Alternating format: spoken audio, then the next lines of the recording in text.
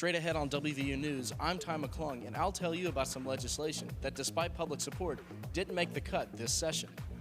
Tired of high gas prices? I'm Claudia DeLima, and coming up on WVU News, I'll tell you about new research going on at the Statler College of Engineering that might help you find an alternative. Straight ahead, how is the university helping students recover from this fire caused by lightning? I'm Hannah High School, and I'll have that story next. Our Emmy Award-winning WVU News starts now.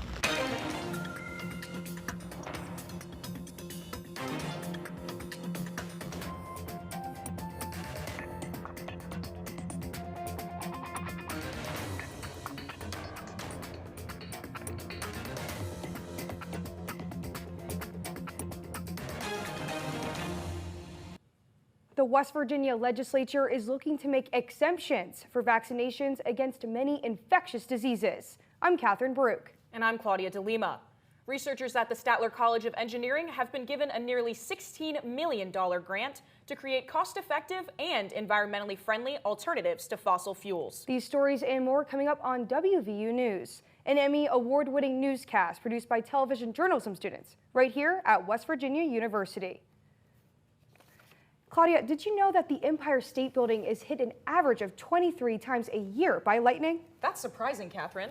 And recently, a terrible storm caused major damage to an apartment complex. Hannah High School joins us now to tell us more. Hannah?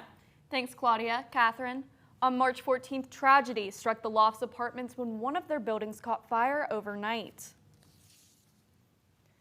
Dozens of residents were impacted after lightning struck the top of the apartment building. According to the American Red Cross, almost all of the residents were WVU students on spring break. I took a closer look at what the university is doing to help these students recover. Residents of this Morgantown apartment building have been displaced after the building suffered severe fire damage.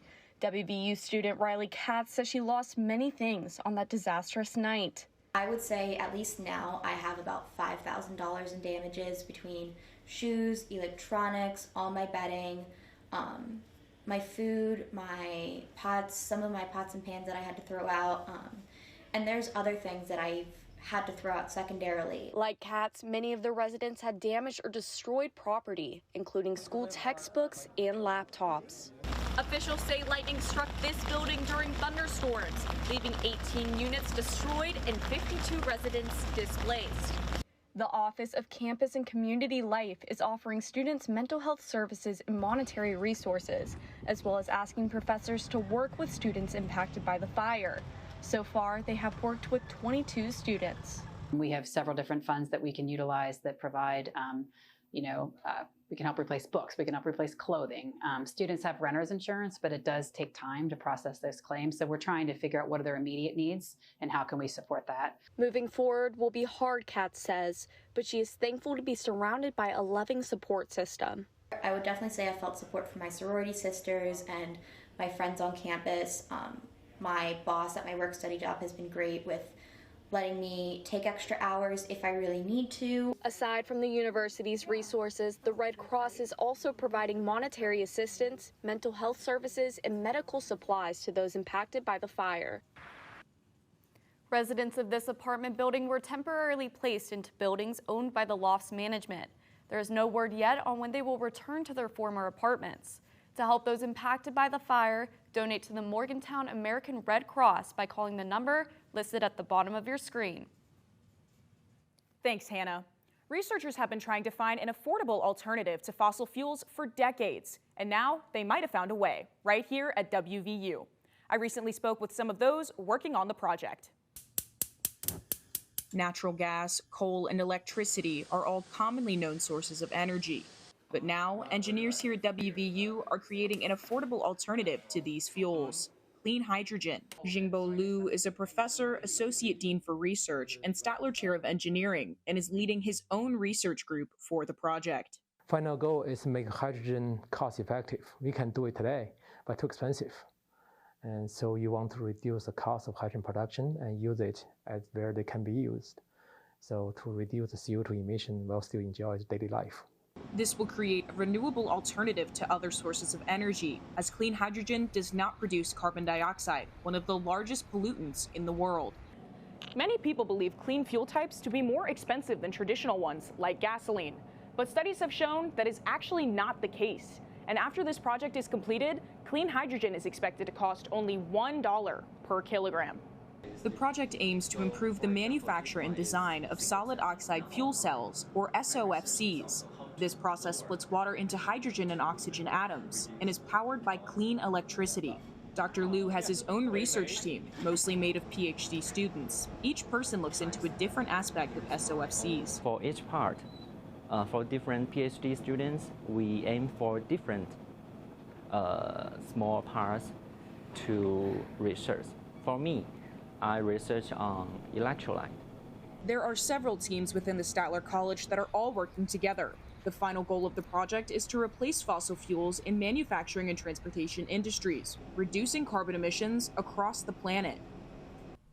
Over 200,000 state employees are insured by the PEIA program. But with benefits being cut and premiums on the rise, these state employees are looking for help. But one state senator proposed a bill to help with PEIA funding, which ultimately failed to make it off the Senate floor. Our legislative reporter, Ty McClung, joins us live in the studio to tell us more. Ty? Thanks, Catherine. Claudia. Senate Bill 585 would have allowed the state to fund PEIA, also known as the Public Employee Insurance Association, but only if the state legalized recreational cannabis. $38 million. That's the estimated amount of money that West Virginia could gain from legalizing marijuana. This legislative session, a proposed bill stated that 50% of the proceeds of cannabis sales would be used to offset the rising costs of PEIA. The issue of PEIA is familiar to many throughout the West Virginia legislature. The teachers' strikes of 2018 and 2019, both the result of PEIA disputes, were thoughts of Senator Mike Caputo, which is why he was the sole sponsor of the bill. Everybody knows there's a huge problem here, but nobody seems to want to throw a solution at it that is meaningful. So I'm just not in favor of the continuation of raising people's premiums. The bill would have relied on the legalization of recreational cannabis to go into effect, but Caputo doesn't believe this will happen anytime soon. Not in the near future. I don't think it will. I just, there's a lot of people that are afraid of it politically, and I don't mean that in a disrespectful way. They just are. And while Caputo says that support in the legislature may not be at high levels, research shows that the public has another opinion. All of these names represent a delegate who was elected by West Virginia voters. In a poll produced by Change Research, 70% of those registered voters supported the legalization of cannabis. But what do Morgantown residents think about cannabis legalization? Some were supportive, while others were more hesitant. I don't know. I'm kind of indifferent about it. It seems like there's both too good. It seems like there's pros and cons of both situations, I guess. 25 states and U.S. territories have already legalized recreational cannabis. Legislation centralizing around cannabis is no stranger to the legislature, as bills to pass the legalization of cannabis have arose in the state legislature for the past several years, but none have ever passed. Americans spent roughly $30 billion on legal marijuana in 2022. With Senator Caputo opting out of running for re-election this year, it is not known whether a similar bill will be introduced in next year's legislative session. Catherine, Claudia, back to you. Thanks, Ty. A total of 64 measles cases have been reported by 17 states in 2024. In just 3 months, the number of cases already exceeds the number from last year. That's right, Claudia, and a House bill from the most recent session looked to provide exemptions to the vaccines that protect from these diseases. Our health and medical reporter, John V. Patel, joins us now to tell us more. John V.? Thanks, Claudia. Catherine. Bills allowing vaccine exemptions have been brought up in the legislature for the past 10 years. And House Bill 5105 grants exemptions for childhood vaccinations, including MMR, which prevents measles, mumps, and rubella. I looked into the potential impact of this bill. West Virginia has one of the strictest school immunization policies in the nation, granting only medical exemptions, and is one of just 5 states that does not grant religious exemptions. Dr. Lisa Costello says the current policy allows the state to remain free of preventable diseases. Even small decreases in immunization rates in community can allow these vaccine preventable diseases to return and enter into communities, which we're seeing now. House Bill 5105 allows exemptions for virtual public students and lets private and parochial schools set their own policies. Clover Wright is a mother to 3 boys in the West Virginia public school system and is concerned about the bill affecting her children. They don't just exist in school, they're in the community. My oldest and youngest son are in bands playing music with kids who are homeschooled, private schooled. My youngest son does Hapkido and is learning self-defense, and he's in very close contact with children who go to charter schools, private schools. Supporters of the bill advocate for personal choice and freedom. Research suggests that every dollar spent on childhood immunization is actually $10 saved in societal costs. Opposers of the bill argue the bill will jeopardize the health of the state. As a community, need to continue to work to increase vaccine confidence and confidence in childhood immunizations. They are the most cost-effective, life-saving intervention that we've had as a medical innovation in the past century. According to the CDC, in the last school year, 3% of kindergarten students were granted 1 or more vaccine exemptions nationally. In West Virginia, less than 0.1% of kindergarteners were granted one. Additionally, while the national vaccination rate has decreased in recent years, West Virginia's rate has stayed consistent. House Bill 5105 could change this. Governor Jim Justice did veto this bill, saying, quote, "Our kids are our future." He defers the matter to licensed medical professionals who have overwhelmingly said the bill would cause harm. Coming up, a music event hosted by one of West Virginia's finest. That story and more after the break. Straight ahead on WVU News, last August, every elementary school in West Virginia implemented the first phase of the 3rd grade Success Act. I'm Catherine Brook, and I'll tell you how these teacher aides can help benefit your child's education. Coming up on WVU News, I'm Drew Soul, and I'll tell you why me and 250 kids around the Mountain State are wearing this Day of Play shirt. Quiet and ready in control room. 3, 2, 1. Fade in bumper. WVU News is local, in-depth, and always on the move for you.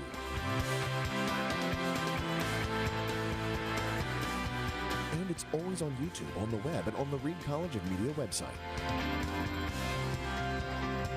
A national first-place Emmy Award-winning college newscast, taped at the Waterfront Studio at West Virginia University.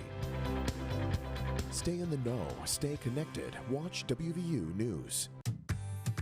Mountaineers know. Let's go! Really means let's try.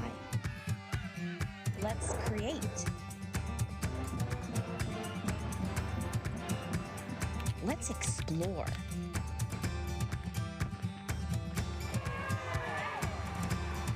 And let's do it all together.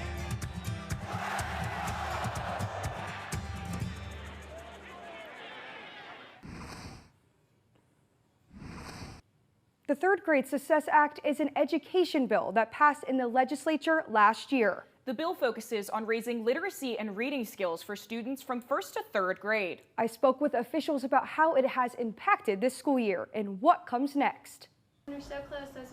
The first phase of the 3rd grade Success Act was implemented this past August. The objective was to put teacher aides in 1st grade classrooms. Mandy Fisher is one of those 1st grade teacher assistants at Suncrest Elementary. She's enjoyed working one-on-one with the students. I've seen a major improvement, especially in their education and behavior. We've been working a lot with numeracy and literacy. And for instance, I've had one kid, at the beginning of the year, they had trouble with their letter recognition and their letter sounding, and now they're reading sentences. This bill not only works to implement teacher aides into classrooms, but works to assist students who may be struggling with learning disabilities such as dyslexia and dyscalculia. Teacher aides are typically known for being in kindergarten and special education classrooms, but implementing them in 1st grade this year can help the student learn vital reading and literacy with both the teacher and the aide. However, officials had concerns about the first phase moving into the school year. Mon County Superintendent Dr. Eddie Campbell said that they struggled to fill vacant positions. Our biggest concerns was that a lot of those folks were going to jump ship and move into some of these 1st grade aide positions, and that did happen. We lost a lot of folks out of our special education department who moved into those first grade positions. And so one of our big tasks then was to backfill those positions. Dr. Campbell said that the school board was able to do just that. Substitutes filled the vacancies and were given the proper training. As for Fisher, she says the most important thing for educators is their students. The first phase is going really well. So I feel like the third grade Success Act can do a lot of help also. I feel like anything that is going to benefit the children is a bonus. This coming school year, the program will move into phase 2 and implement aids into second grade classrooms. Studies show that if students are not on grade level by the time they leave third grade, they will likely never be on the same level as their peers. The Third Grade Success Act aims to solve this issue. It sounds like a great program, Kat. Well, the Kennedy Creative Arts Center is back with another Mountain Stage concert series. These recorded live events bring you music you love, anytime and anywhere. Our lifestyle reporter Sterling Gibson joins us from Studio B at the Media Innovation Center to tell us more. Sterling? Thanks, Catherine. Claudia. Mountain Stage features performances by seasoned legends and emerging stars from many different genres.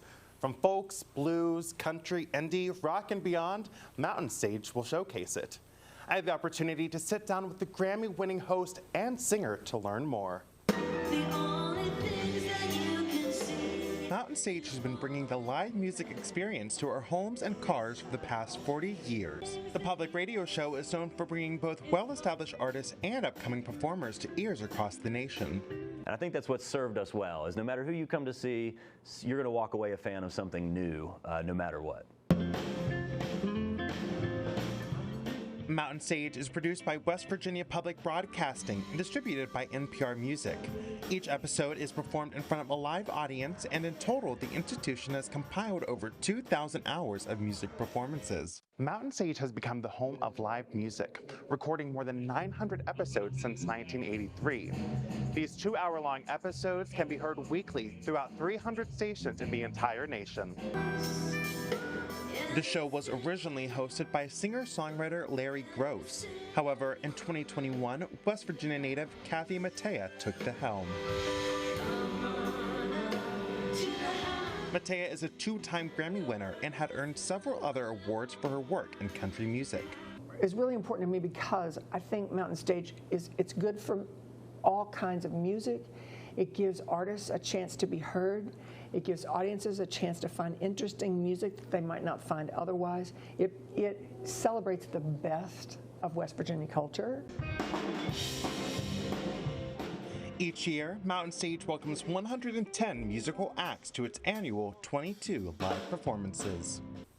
Mountain Stage shows are not only available to West Virginia audiences. Mountain Stage's next performance will be at the Templeton Blackburn Alumni Memorial Auditorium in Athens, Ohio on April 21st. You can also catch them back here at the Creative Arts Center in Morgantown at 7 p.m. on April 28th. Catherine, Claudia, back to you at the Waterfront Studio. Thanks, Sterling. The national rate for childhood obesity is 17%. And West Virginia's rate is almost 25%. Now more than ever, people are trying to end childhood obesity. And there's one WVU professor that is lending a hand to these efforts with a day of play. Drew Solt reports. Get Moving is a nonprofit organization that is dedicated to giving children resources to live a healthy life. It means a lot. I grew up in southern West Virginia, poor and didn't have a lot of opportunities, so moving up here and getting involved with Dr. Opp and this event has been great. Get Moving was founded in 2014 and has had a day of play event every year since, even doing an online event during COVID. In the last 10 years, West Virginia ranks top 5 nationally for childhood obesity. Dr. Opp's initiative, Get Moving, offers children the ability to partake in days of play like this one, where they can interact with Mountaineer athletes and get moving. The children aren't the only ones enjoying the event. Mountaineer athletes enjoy seeing the smiles on the children's faces. Talking with my teammates, this is amazing to see all the little kids being so happy. It's always amazing how they support us in our games, and now we can bring something back to them. It's amazing. It makes me feel really happy. Mountaineer athletes stayed after the event to sign autographs for the children. Organizers of the event got the idea when WVU athletes went pro. This happened because I had an idea one day.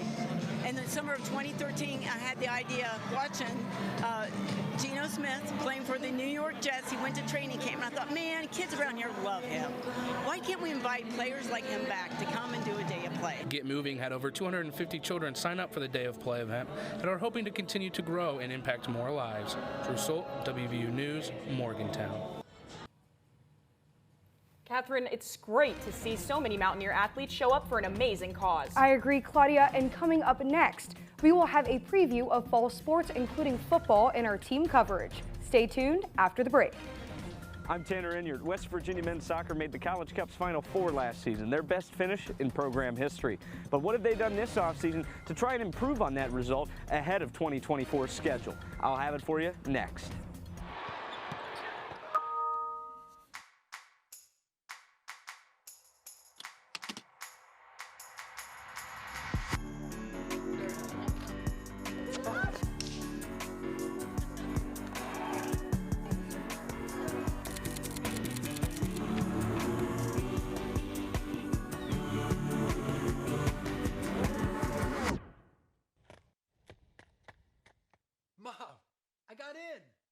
Quiet and ready in control room. 3, 2, 1. Fade in bumper. WVU News is local, in-depth, and always on the move for you.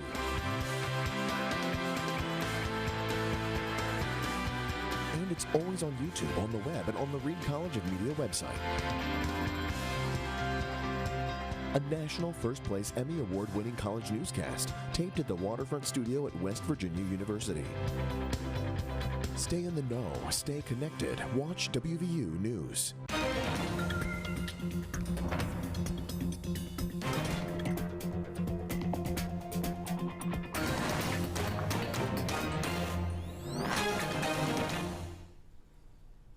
WVU football is in full swing as players tackle spring practice in preparation for the fall football season. Tanner Enyard is joined by our sports reporter Terrell Thompson with team coverage to tell us more. Tanner, Terrell. Thanks, Catherine and Claudia. After a season record of 9-4, WVU football head coach Neal Brown received a one-year contract extension, Terrell. Brown and his coaching staff are working extensively this spring to prepare for the upcoming season. I was able to go to the football practice facility for an intense preseason prep. Spring is here, and that means the 2024 football season is approaching. WVU head coach Neal Brown is excited to start this season and feels that the Mountaineers still have a lot to prove. My assumption is that we're not going to be picked first or second, so like it's not like that we're going to have these humongous expectations on us. So like we're still going to be in a prove-it mode. The Mountaineers finished off last season on a huge high as they won the Duke's Mayo Bowl against North Carolina. As the WVU football team heads into spring ball practices, they will look to make an impact one day at a time with an all-around complete roster that's cause hectic in the first year of the newly revamped Big 12 Conference. The WVU football team is entering spring practice this month, and with a much experienced roster returning, they will look to capitalize off their best season yet in the Neal Brown era, right here at Milan Puskar Stadium.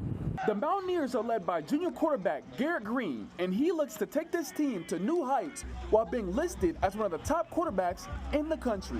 Just keeping the main thing. Last year I was focused on helping this team win, and this year that's my main goal as well. I have to get better. Last year was an all right year. I didn't perform at the level I thought I should have. So that's what this offseason's kind of been about. Green is looking to build off his preseason accomplishments this upcoming season. Coach Neal Brown will have 14 practices through April 25th before playing the annual Golden Blue Spring Game at Milan Puskar Stadium on Saturday, April 27th at noon. Seems like it's going to be a great day to get out there, Terrell. Also in preparation for their fall season, the men's soccer team is hard at work hoping to continue their success from last year after making program history reaching the Final Four. Head coach Dan Stratford is hoping to carry that momentum into the 2024 season. The 2023 season saw WVU go unbeaten at home, spending more than half the season ranked in the top 5 of the NCAA. Head coach Dan Stratford says the fall success actually started in the spring, playing exhibition games. You know, we won all 5 games last spring, and that was really kind of that platform we needed, that springboard we needed to get a really, really good start and have great momentum and excitement amongst the group going into last season. The Mountaineers ended the 2023 season with multiple players making the All-Sun Belt Conference team and multiple being named All-Americans. After West Virginia's run to the College Cup Final Four last season, the Mountaineers had 3 first-round draft picks in the MLS Super Draft: Jackson Lee, Marcus Caldera, and Yutaru Sukata. Of those 3, only Caldera will be returning to play for WVU this fall. WVU is also adding to its roster and announced the signing of Ethan Deckeldax in February, who was also a Sun Belt first-team member at South Carolina last season. Deckeldax says he is excited to suit up in the old gold and blue and play under Coach Stratford. I mean, the project that they said when I was on my visit here, like everything about it just fit what I was about, and obviously the success that they had last year, I just wanted to be a part of it. But Caldera knows that playing without Sukata will be different this fall. Yeah, that comes with the college game. I mean, it's not just a jersey swap that can switch the players, right? But I think that's all about adapting, and I think that Ethan's fit right well with the team. And yeah, I mean, we've done some damage so far in the spring, so hopefully we can keep that going and keep the momentum going. This spring, WVU will play 6 exhibition games, and so far have gone unbeaten. This spring has seen WVU carry the momentum of the fall forward. A new standard of Mountaineer soccer is here, and the team is looking to compete as a national contender once again this year. Last week, WVU announced that Darren DeVries would become the 23rd head coach in West Virginia men's basketball history. DeVries comes over from Drake with a career win percentage of .732. He spent 6 seasons at Drake where he won 20-plus games each year, as well as making the NCAA tournament 3 of the last 4 seasons. Coach DeVries has a message for Mountaineer fans. Our goal is to make sure every opponent leaves here with some pepperoni rolls and the words of country roads echoing in their head. Coach DeVries' contract is 5 years long. During his introductory press conference, he also announced that his son, Tucker DeVries, will be joining him and the Mountaineers this upcoming season. Catherine and Claudia, back to you. Thanks, Tanner. That's great news for the team. Well, that's it for this week's edition of WVU News. I'm Claudia DeLima. And I'm Catherine Baruch. You can visit us online on our website. You can also watch our shows on YouTube and statewide on West Virginia Public Broadcasting on Sundays at 6:30 p.m. We also stream on HD Media's website. You can also find us streaming on KDKA TV's website. Thanks for watching. We'll see you next time.